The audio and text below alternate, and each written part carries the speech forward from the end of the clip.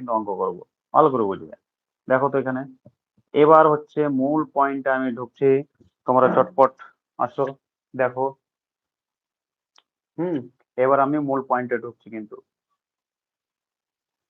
দেখো কিভাবে করব, 30% 30% প্রফিটকে পি দ্বারা লিখবো। 30% মানে কি বলতো,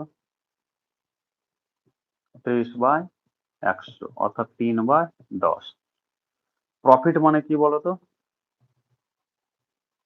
প্রফিট মানে লাভ বা ক্ষতি কার উপর নির্ভর করে বলতো, ক্রয় মূল্যের উপর। তার মানে নিচেরটা হচ্ছে সিপি আর এটা হচ্ছে কি বলতো প্রফিট। এবার চলে আসি ফরম্যাটে।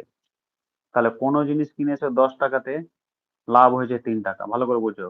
কোনো জিনিস কিনেছে 10 টাকাতে, লাভ হয়েছে 3 টাকা। তাহলে অতএব এসপি কত হবে, 10 + 3, একদম বেসিক থেকে শুরু করছি, সেখানে যোগের মতো লিখছি, 13। এসপি কত, 13। তাহলে আমরা বলতে পারি 13 মানেই 572, কারণ এখানে এসপি দেওয়া আছে দেখো 572। 13 মানে কত, 572। 1 মানে কত, 572/13।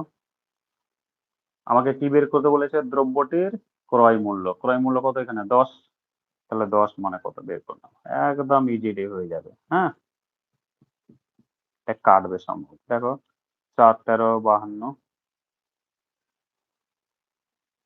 52, আবার 4 13 52, তাহলে 440।